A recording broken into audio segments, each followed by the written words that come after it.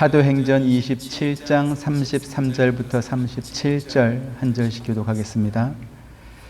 날이 새어가매 바울이 여러 사람에게 음식 먹기를 권하여 이르되 너희가 기다리고 기다리며 먹지 못하고 줄인 지가 오늘까지 열 나흘인즉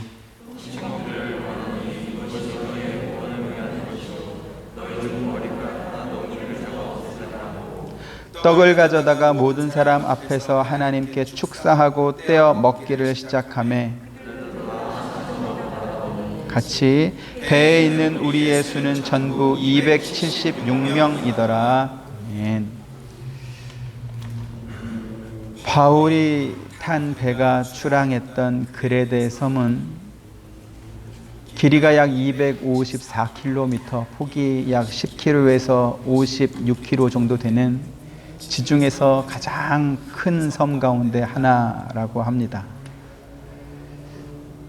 바울이 디모데와 빌레몬과 더불어서 목회 서신을 보냈던 디도라는 사람이 사역했던 곳이 또 이 그레데 섬입니다.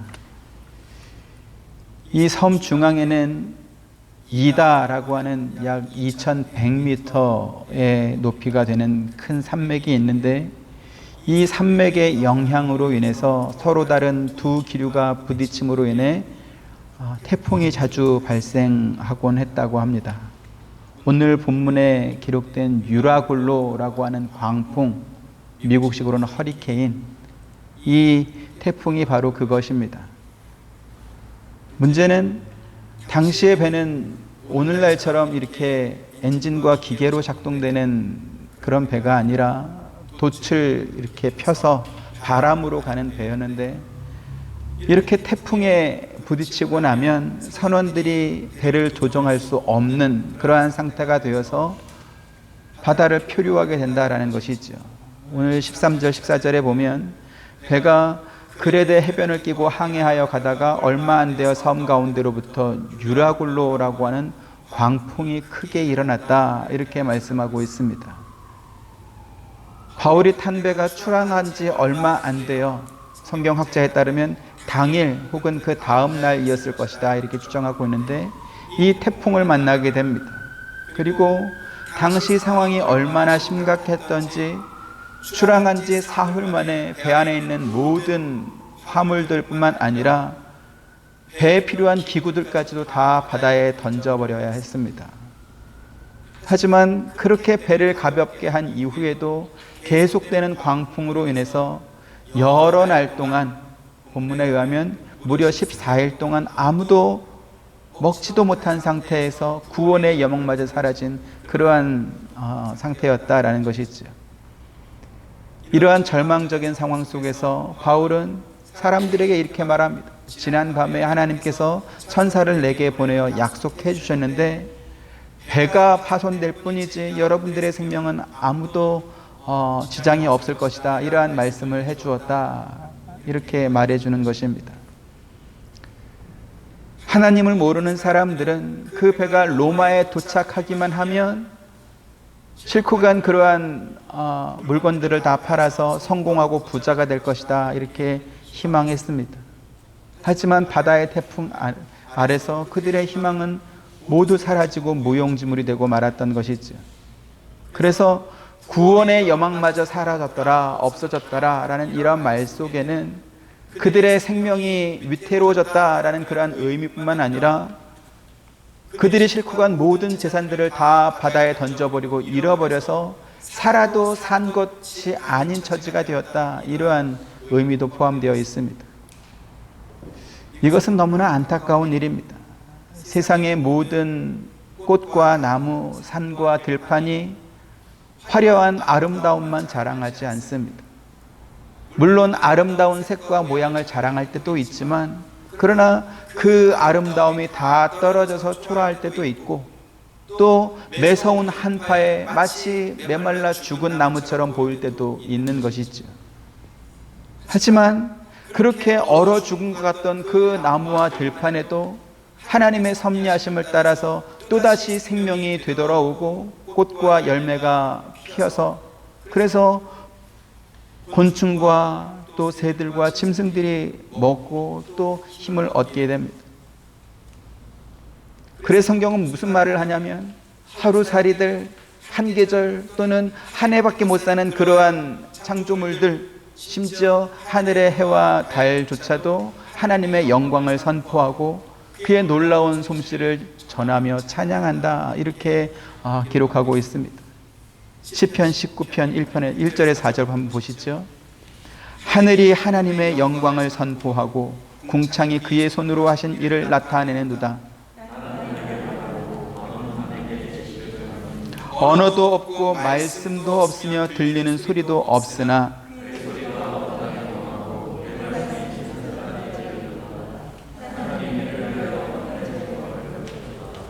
네, 언어는 사람을 위한 것이지요.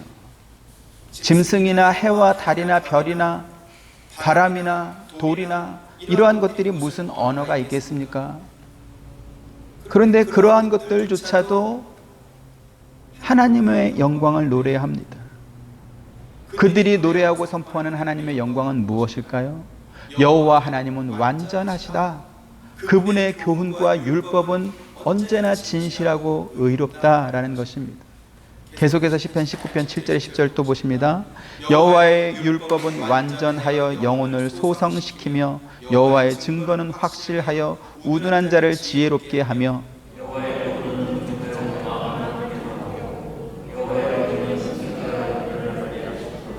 여호와를 경외하는 도는 정결하여 영원까지 이르고 여호와의 법도 진실하여 다 의로우니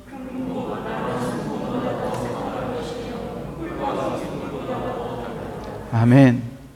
네, 시편 기자는 천지 만물들이 여호와의 말씀, 여호와의 율법을 통해서 하나님을 소개하고 있습니다.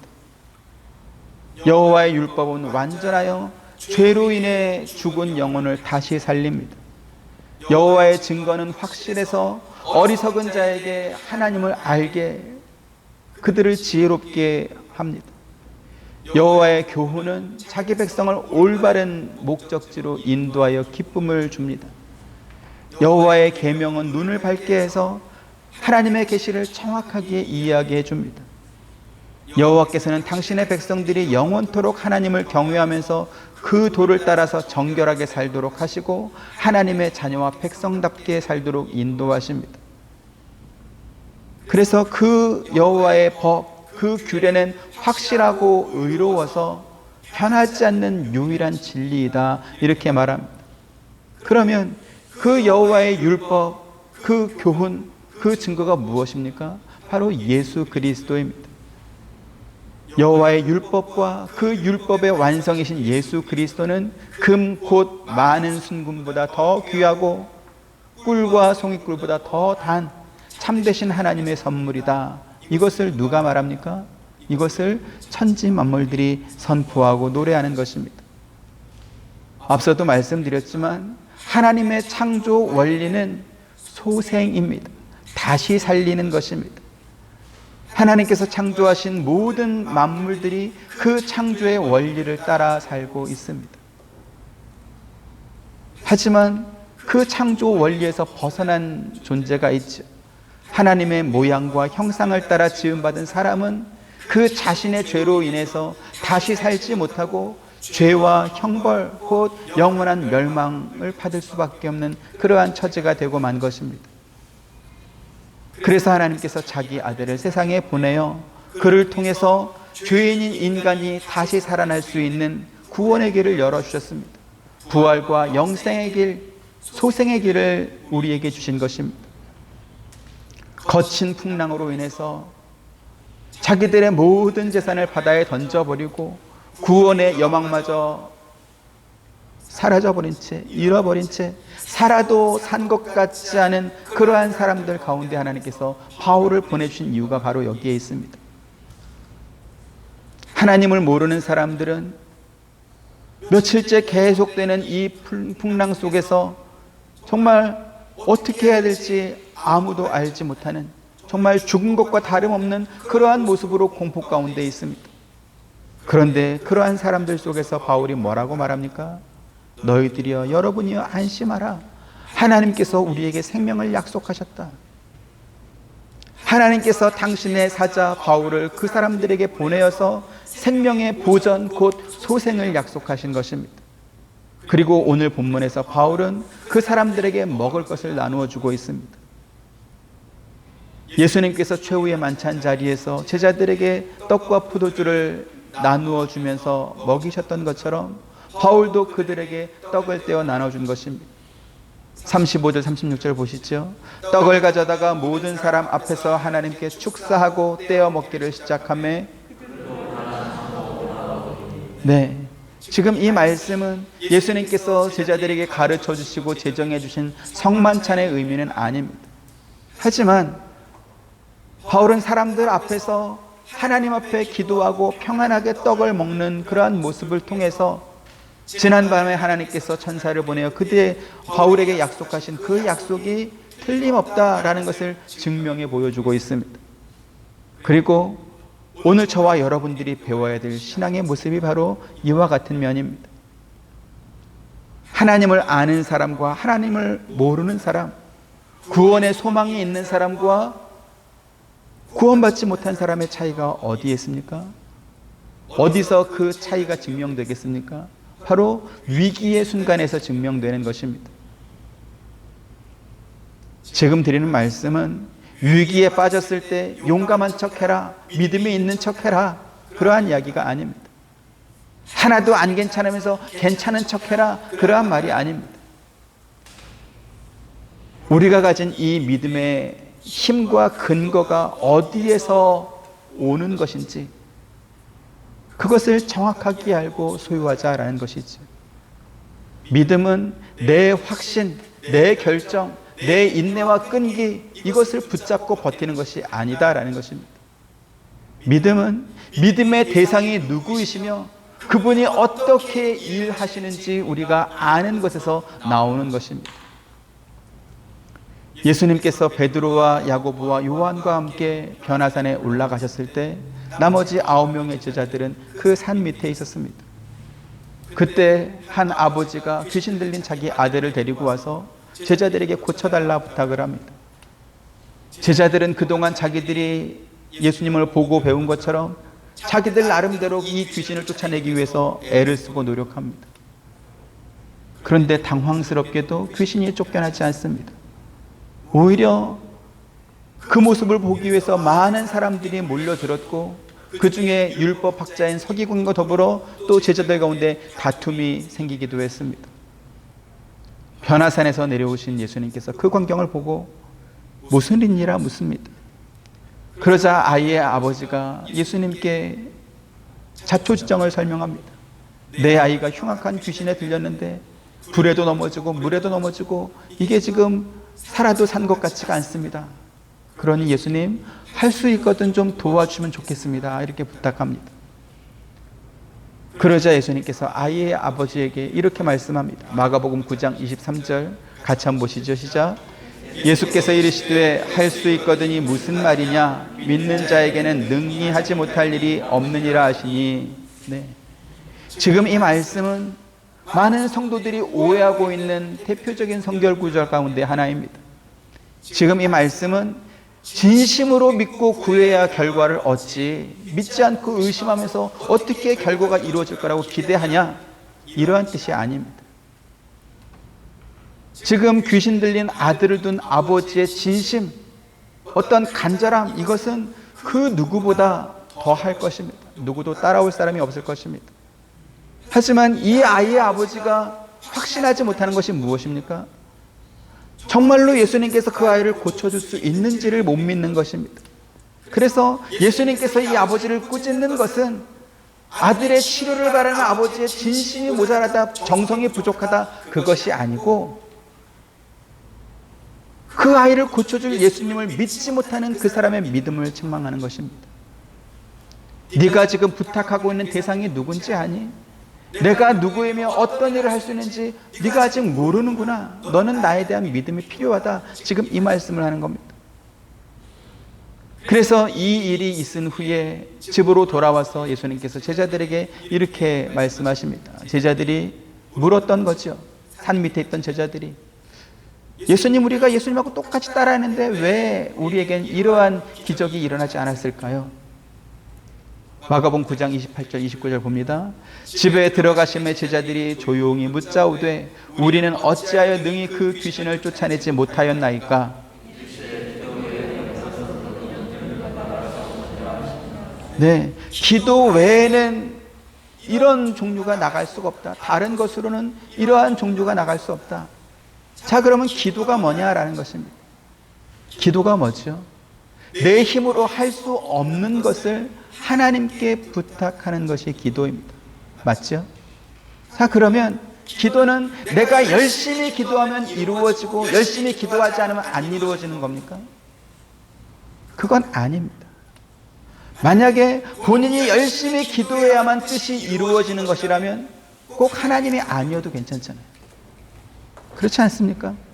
그래서 누가 오랫동안 목이 터져라고 기도해서 목이 쉬어버리고, 누가 소나무 뿌리를 흔들어서 뽑아내고, 공동묘지 옆에서 철야 기도하면서 기도했더니 이루어지더라. 이것은 기도를 오해하는 것입니다. 금식 역시 마찬가지죠. 금식하는 이유가 무엇입니까? 지금부터 일어나는 일은 내 힘으로 한 것이 아닙니다. 나는 먹지 못해서 힘이 없는데 이 일이 이루어졌으니 그 일은 하나님께서 하신 것입니다. 이것이 금식입니다. 그래서 기도와 금식은 부탁하는 사람의 성실함이나 열심의 문제가 아니고, 그 일을 누가 이룰 수 있는지, 그 일을 이루시는 분에 대한 신뢰와 믿음에 관한 문제다라는 것입니다.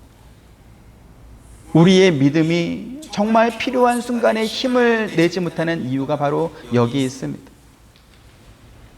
믿음의 근거를 자신의 성실함이나 자신의 확신을 붙잡고 이렇게 있기 때문에 믿음이 힘을 받지 못합니다.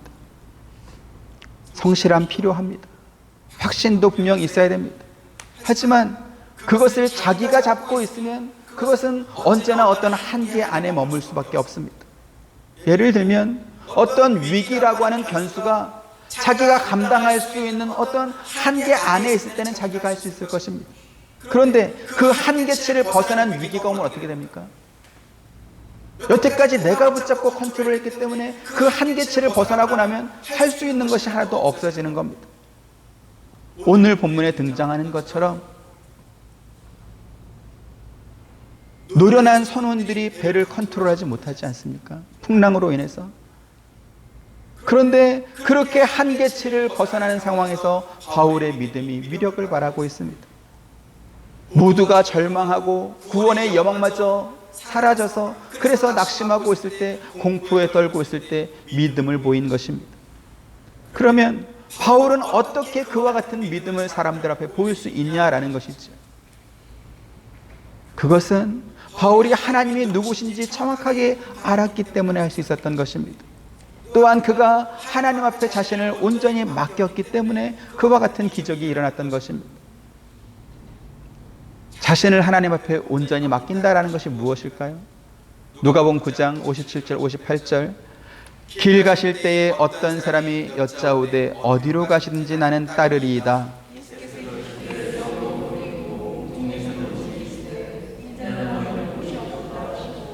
네, 예수님께서 공생의 활동을 하실 때 예수님께서 부르신 12제자 외에 이러한 사람이 있었다는 것이죠. 주님, 어디로 가시든지 내가 주님을 따르겠습니다. 이렇게 예수님을 자청해서 따르겠다라고 나오는 그러한 사람이 있었습니다. 심지어는 바다를 건너서까지 예수님을 쫓아왔던 그러한 사람도 있었습니다. 그런데 예수님께서 그 사람들을 보시면서 뭐라고 말씀하십니까? 너희가 나를 찾는 것은 떡을 먹고 배부른 까닭에 찾아온 거다, 이렇게 말씀하시면서 그들의 따름을 허락하지 않습니다. 왜 예수님께서는 그들이 따라오는 것을 허락하지 않았을까요? 예수님을 따라다니면서 얻는 유익이 분명 있을 것입니다. 예수님께서 병자를 고치시고 귀신을 쫓아내시고 오병이어의 기적을 일으키시고 바다 위를 걸으시고 하는 그러한 것들을 가장 가까이에서 목격하는 것입니다. 그리고 사람들 앞에 그것을 본 핵심 증인으로서 증언하는 어떤 그러한 기쁨이 있을 것입니다. 그런데 예수님께서는 자기를 따르는 사람에게 그것만 봐서 될 것이 아니다, 그 전에 네가 먼저 알아야 될 것이 있다. 너 그거 감당하겠니? 이렇게 물어보는 거죠. 그게 뭡니까? 여우도 굴이 있고 공중에 새도 집이 있지만 나는 머리 둘 곳이 없다라고 하는 것입니다. 무슨 말이죠? 예수님을 따른다고 해서 내가 살 집과 머리 둘 곳을 보장받는 것은 아니다라는 것입니다. 그래서 예수님을 따른다라는 것이 무엇을 의미하고 또 무엇을 각오하는지 알아야 된다라는 것이죠. 바울이 디모데에게 보낸 편지에서 이런 말을 합니다. 데마는 이 세상을 사랑하여 나를 버리고 데살로니가로 갔고 누가만 나와 함께 있느니라 이렇게 말합니다.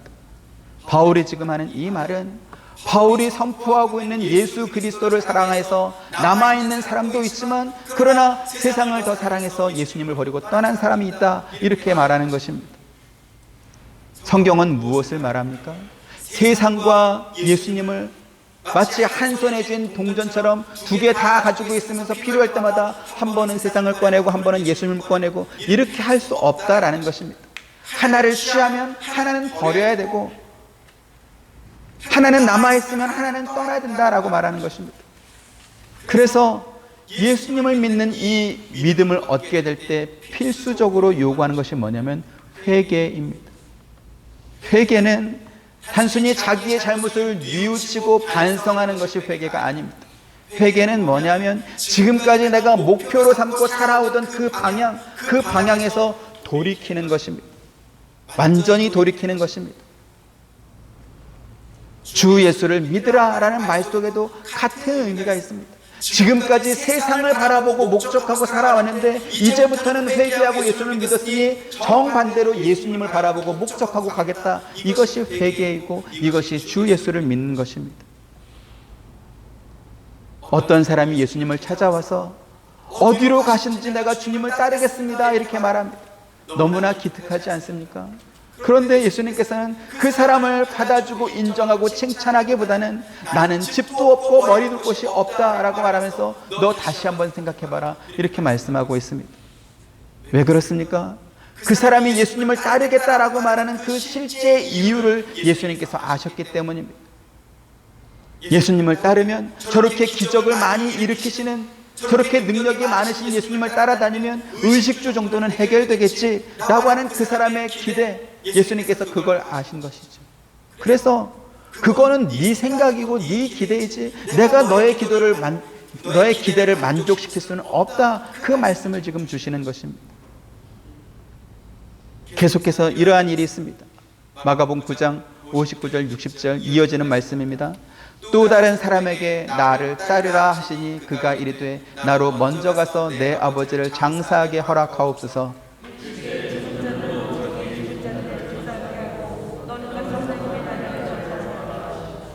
네, 예수님을 찾아와서 주님을 따르겠습니다 라고 한 사람에게는 나는 집도 없고 머리 둘 곳도 없다 이렇게 거절하시고서는 또 다른 사람에게는 너는 나를 따라라 이렇게 직접 부르고 있습니다. 아마도 예수님께서는 그 사람이 예수님을 따른다는 것이 무엇을 의미하는 것이고 무엇을 각오해야 되는 것이고 또 무엇을 감내해야 되는지 아마 그 사람은 알았던 것으로 그렇게 보여집니다. 그런데 예수님이 부른 사람은 누구였냐면 아버지의 장례를 치러야 되는 그러한 사람이었습니다. 아버지의 장례는 치러야 됩니까? 치르면 안 됩니까? 그거는 안 치르고 그냥 가도 됩니까? 아니면 그건 그 정도는 해야 됩니까? 그 정도는 해야 되죠. 그래서 예수님께 말합니다. 예수님, 네, 예수님 따르겠습니다. 그런데 지금 아버지 장례를 며칠 치러야 되니까 아버지 장례 치르고 와서 따르겠습니다. 그러자 예수님께서 뭐라고 대답하시죠? 죽은 자들로 자기의 죽은 자들을 장사하게 하고 너는 가서 하나님 나라를 전파하라 이렇게 말씀합니다. 그래서 이 말씀은 성경학자들도 굉장히 해석하기 힘들어하는 그러한 대표적인 말씀 가운데 하나입니다. 이 말씀은요, 지금 59절, 60절 이 말씀만 보면 안 되고 그 뒤에 쌍으로 나온 말씀을 계속해서 같이 봐야 됩니다. 61절, 62절 또 다른 사람이 이르되 주여 내가 주를 따르겠나이다마는 나로 먼저 내 가족을 작별하게 허락하소서.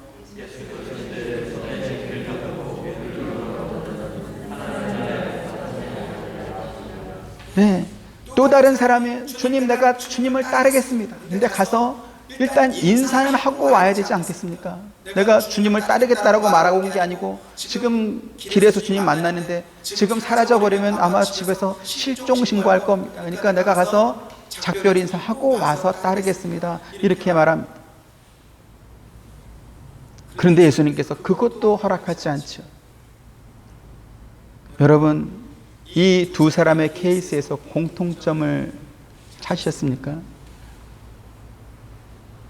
공통점은 뭐냐면 먼저라는 단어입니다. 먼저.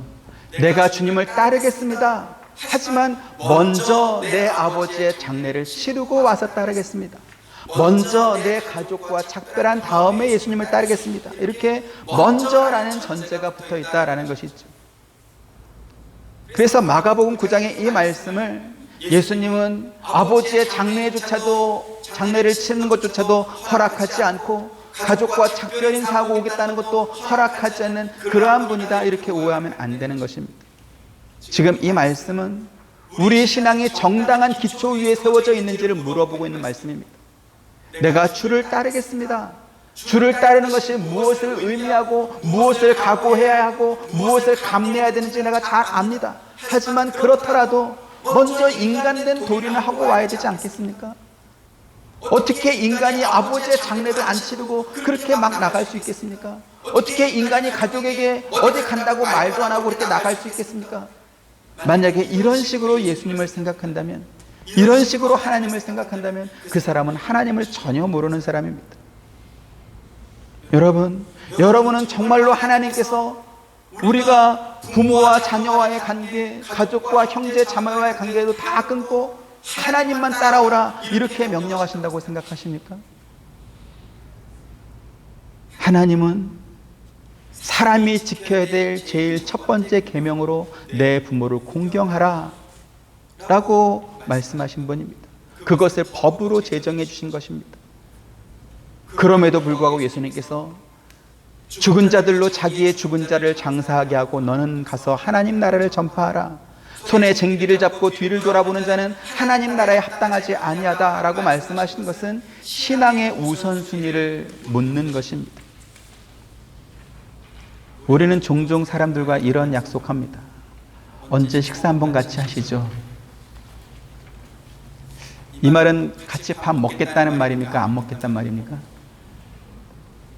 애매합니다. 만약에 진짜 밥을 같이 먹을 요량이라면 언제, 몇 시에, 어디에서 구체적으로 약속을 하겠죠.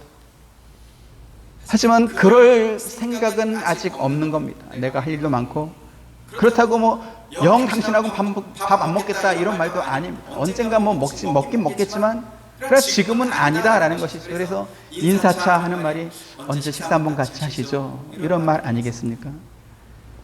내가 주님을 따르겠습니다. 하지만 언젠가 따르겠습니다. 먼저 지금 해야 될 일이 많습니다. 내가 지금 너무 바쁘거든요. 여러분 무슨 말인지 이해가 되십니까? 아버지의 장례만 치르고 나면 그 다음에는 해야 될 일이 없겠습니까? 가족과 작별 인사하고 나면 그러면 이제 먼저 해야 될 일이 없겠습니까? 작별 인사하는데 더 쓰레기 좀 갖다 버려. 알았어, 쓰레기 버리고 왔으면 갈게. 잠깐만 이것 좀 해봐. 뭐 해야 될 일이 자꾸 또 생긴다는 거죠. 결국 그 사람이 내가 주님을 따르겠습니다라고 말하는 것은 말뿐인 순종인 것이지 손에 쟁기를 잡고 뒤를 돌아보는 한 실제적인 순종으로 이어질 수 없다라는 것을 주님께서 지적하는 것입니다. 우리의 믿음이 위기의 순간에 빛을 발하고 세상과 다름을 증명해 보였던 사도 바울이나 혹은 성경에 기록된 수많은 믿음의 사람들처럼 되지 못하는 이유가 바로 여기에 있습니다. 주를 따르지 않겠다라는 말이 아닙니다. 우리도 진심으로 주님을 따르고 싶고 또 언젠가 그렇게 할 것이겠지만 그러나 지금 우리가 해야 될 일이 너무 많다라는 것이죠. 먼저 할 일도 너무 많고 바쁘고 분주한 일이 너무 많아서 이걸 일단 정리를 해야 그 다음에 따르지 않겠습니까? 우리의 믿음, 우리가 하는 기도나 금식이나 어떤 믿음의 행위마저도 나의 필요를 채우기 위해서는 사용되지만 그러나 정작 주님이 부르실 때는 먼저 할 일이 너무 많아서 따르지 못하는, 그래서 어떤 위기의 순간에 우리의 믿음을 찾아볼래야 찾아볼 수가 없는 것입니다. 하나님은 사람이 만든 우상이 아닙니다. 세상 종교를 믿는 사람들은 자기들의 손으로 우상을 만들고 그 우상에게 제사와 치성을 드려서 그 노력이 하늘에 닿으면 비로소 그 소원을 이룰 수 있다. 그래서 정성을 요구합니다. 하지만 하나님께서는 인간의 정성을 요구하지 않습니다. 어떠한 외모나 형식을 보지 않습니다. 오히려 그 사람의 중심을 보신다, 이렇게 말씀합니다. 사무엘상 16장 7절 같이 보시죠. 여호와께서 사무엘에게 이르시되 그의 용모와 키를 보지 말라. 내가 이미 그를 버렸노라. 내가 보는 것은 사람과 같이 아니하니 사람은 외모를 보거니와 나 여호와는 중심을 보느니라 하시더라. 하나님은 사람이 재물만 많이 바치고 제사만 잘 드리면 좋아하는 그러한 분이 아닙니다. 사람들이 양떼와 소떼를 끌고 와서 하나님을 찾아올지라도 하나님께서는 그들의 마음을 보시고 만나주지 않으시는 분입니다. 하나님은 제사나 번제보다 하나님을 아는 것을 원하시고요, 하나님의 말씀을 기억하고 순종하는 것을 기뻐하십니다. 그 가장 대표적인 사건이 사울 왕에게 아말렉을 진멸하라, 이렇게 명령하신 것입니다. 아말렉은 왜 이렇게 하나님의 미움을 받았을까요? 아말렉은 이스라엘 백성들이 애굽을 떠나 광야 생활을 할 때 그들을 괴롭혔던 나라이고 족속입니다. 여호수아의 군대가 아말렉 군대와 전쟁할 때 모세가 지팡이를 들고 높은 산에 올라가서 그 전쟁을 바라보며 지팡이를 든 손이 위로 올라가면 이스라엘이 이기고 밑으로 내려오면 이스라엘이 지고 하는 그러한 일들이 계속 반복됐습니다. 그러자 모세를 모시고 호위했던 아론과 홀 두 사람이 돌 위에다가 이 모세를 앉히고 양쪽 팔을 이렇게 종일토록 들도록 해가지고 그래서 전쟁에 이긴 그러한 사건이 있습니다. 하나님께서는 그 전쟁이 끝난 후에 모세에게 이런 말을 합니다. 오늘 일어난 이 사건을 책에 기록해서 여호수아와 후손들에게 외우도록 시키고 그리고 아말렉을 천하에서 기억하지 못하도록 그렇게 만들라, 이렇게 명령하십니다. 그러면서 하나님께서 자신의 이름으로 맹세하면서 아말렉을 없이하겠다라고 말씀합니다. 출애굽기 17장 16절 같이 보시죠. 이르되 여호와께서 맹세하시기를 여호와가 아말렉과 더불어 대대로 싸우리라 하셨더라. 이 맹세를 누가 했습니까? 모세가 했습니까? 여호수아가 했습니까? 누가 했죠? 여호와 하나님께서 맹세했습니다. 어떤 맹세요? 내가 대대로 아말렉과 싸우리라, 이렇게 말합니다. 이스라엘이 광야에서 가장 힘들고 어려운 시기를 보내고 있을 때 아말렉이 얼마나 잔인하게 이스라엘을 괴롭혔으면 하나님께서 친히 자기의 이름으로 맹세하면서 내가 대대로 저들과 싸우겠다, 이렇게 말씀하셨겠습니까? 그런데 하나님께서 왜 사울에게 아말렉을 진멸하라고 말씀하셨는지 이해하지 못하면, 그 이유를 모르면 야, 하나님은 참 잔인한 분이시다, 어떻게 어린아이까지 다 죽이라고 그렇게 명령할 수 있냐, 참 무섭고 독한 분이다, 이렇게 생각하게 되죠. 사무엘상 15장 2절 3절 만군의 여호와께서 이같이 말씀하시기를 아말렉이 이스라엘에서 행한 일 곧 애굽에서 나올 때 길에서 대적한 일로 내가 그들을 벌하노니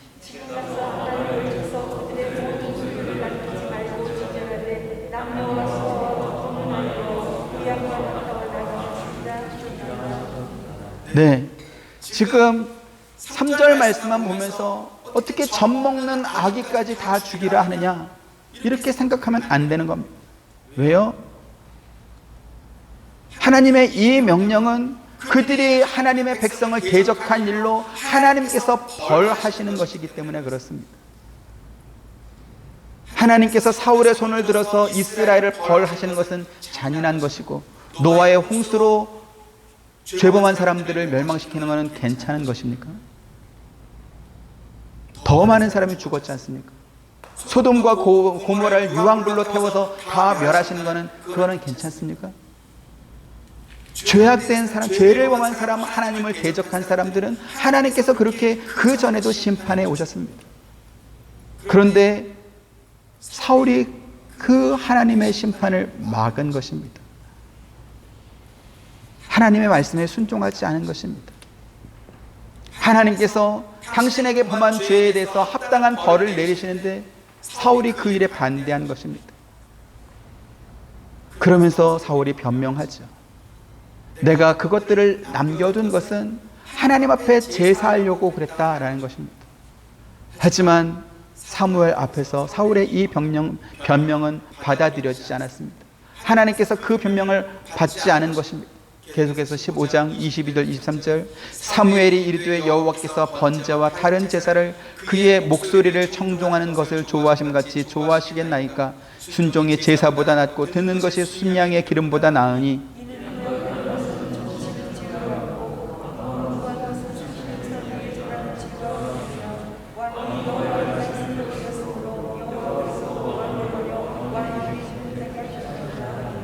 네, 하나님께서 믿는 자에게 순종을 요구하시는 것은 단지 그들이 제사나 종교적인 어떤 행위나 제물을 드린다고 해서 그 믿음이 완성되지 않는다라는 것을 가르쳐 주는 것입니다. 믿음은 무엇입니까? 그 믿음의 대상이 누구이시며 하나님께서 요구하시는 것이 무엇인지 정확하게 알고 그 말씀에 온전한 순종을 원하는 것, 그렇게 또 순종하는 것, 그것이 좋은 믿음입니다. 그렇지 않고 믿는 자의 행위, 그가 드리는 진심과 정성, 그것이 중심이 되고 나면 하나님께서 뭐라고 하신다고요? 그것은 우상에게 절하는 죄와 같은 것이다, 이렇게 말하는 겁니다. 경주에 석굴암이라는 곳이 있습니다. 불국사와 더불어 대표적인 어떤 명승지죠. 주차장에 차를 대고 석굴암까지 약 600m의 산길이 나 있습니다.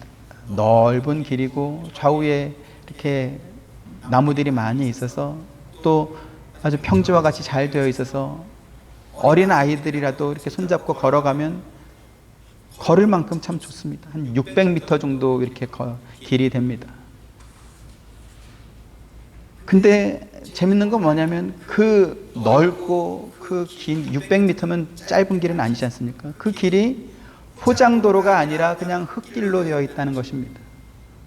그리고 놀라운 것은 그 흙길에 쌀이 빗자루 이렇게 자국이 나 있습니다. 쌀이비로 이렇게 쓸은 빗자국이 나 있습니다. 누군가 그 아침에 그 길을 쓸었다는 겁니다. 큰 차 2대가 넉넉히 지나갈 만한 넓은 길이 600m나 되는데 그걸 사람이 빗자루를 들고 이렇게 쓸어낸 것입니다. 한국처럼 도로를 잘 만드는 나라에서 왜 그 길을 포장하지 않았을까요? 석굴암 암자에 기거하는 스님들이 원하지 않았기 때문입니다. 왜요? 매일 아침 그 스님들이 빗자루를 들고 이렇게 길을 쓸어대는 것으로 자기들의 믿음을 오는 사람들에게 증명해 보여주는 것입니다. 우리가 이렇게 정성이 대단합니다. 우리가 이렇게 석굴암까지 가는 길을 매일 아침 낙엽 하나 없이 쓸면서 부처님께 우리의 마음을 드리고 정성을 드립니다. 이것을 증명해 보이는 것입니다. 여러분, 신을 증명하는 방법이 빗자루로 청소하는 것뿐이라면 너무나 안타깝지 않습니까? 바울은 그런 식으로 자신의 믿음을 증명해 보이지 않았습니다. 아니요, 정확하게 말하면 하나님께서 바울을 통해서 자신을 증명해 보이셨습니다. 그게 뭐죠? 276명이나 되는 사람의 생명을 보존해 주신 것입니다.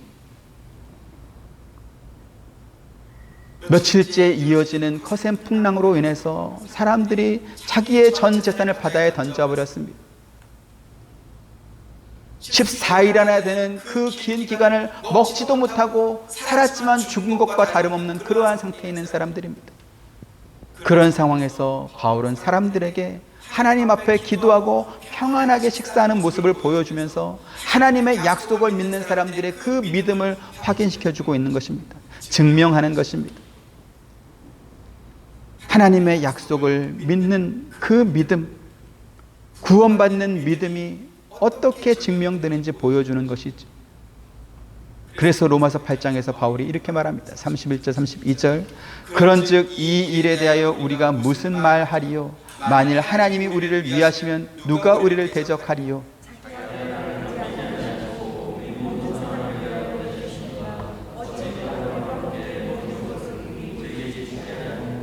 네, 우리의 믿음은 무엇입니까? 아무 힘도 없고 아무 능력도 없는 내가 뭔가를 만들어내기 위해서 애를 쓰는 것이 아니라 우리를 위하시고 우리를 편들어 주신 하나님으로 인해서 증명되는 것입니다. 그래서 저와 여러분 우리 하와이 서부 장로교회가 믿음의 대상이신 하나님에 대해서 제대로 알아야 되는 것입니다. 우리를 구원하시고 우리를 위하시는 예수 그리스도가 누구신지 정확하게 알아야 되는 것입니다. 그 바른 지식 안에서 하나님에 대해서 더욱 힘써 알고 그분의 말씀에 순종하며 사는 것, 그것이 바른 믿음인 것입니다. 세상의 종교와 혼동하지 마시고 내 경험과 내 상식과 내 지식과 이러한 것으로 하나님을 붙잡으려고 하지 마시고 하나님의 크고 능하신 손으로 우리를 이미 붙들어 주셨으니 그 하나님 안에서 그 하나님을 더욱더 신뢰하고 의지함으로 그렇게 저와 여러분들의 믿음이 오늘 본문의 바울의 사건과 같이 어떠한 위기의 상황에서도 우리를 위하시고 편들어 주시는 그 크신 사랑으로 말미암아 증명될 수 있기를 주님의 이름으로 축원드립니다. 은혜로우신 아버지 하나님 감사합니다. 우리의 믿음이 너무 연약합니다. 거센 풍랑이 아니라 작은 산들바람에도 당황해하고 어쩔 줄 몰라 하며 믿음이 오락가락 왔다 갔다 하는 것이 우리의 현실입니다. 하나님 우리를 불쌍히 여겨 주옵시고 바울과 같은 확실한 믿음을 우리에게 허락하여 주옵소서. 하나님께서 우리를 위하시고 편들어 주시면 누가 우리를 대적하겠느냐고 주님께서 말씀하신 것처럼 이 말씀을 믿고 나아가는 우리가 될 수 있도록 역사하여 주옵소서. 예수님의 이름으로 기도드립니다. 아멘. 지금은 우리 주 예수 그리스도의 은혜와 하나님의 크신 사랑과 보혜사 성령님의 감화감동 교통하심이 주를 믿고 의지하며 말씀에 순종하며 나아가는 사랑하는 모든 성도님들의 머리 위에와 가정과 생업과 행하시는 모든 일들 가운데 지금부터 영원토록 함께 있기를 축원하옵나이다. 아멘.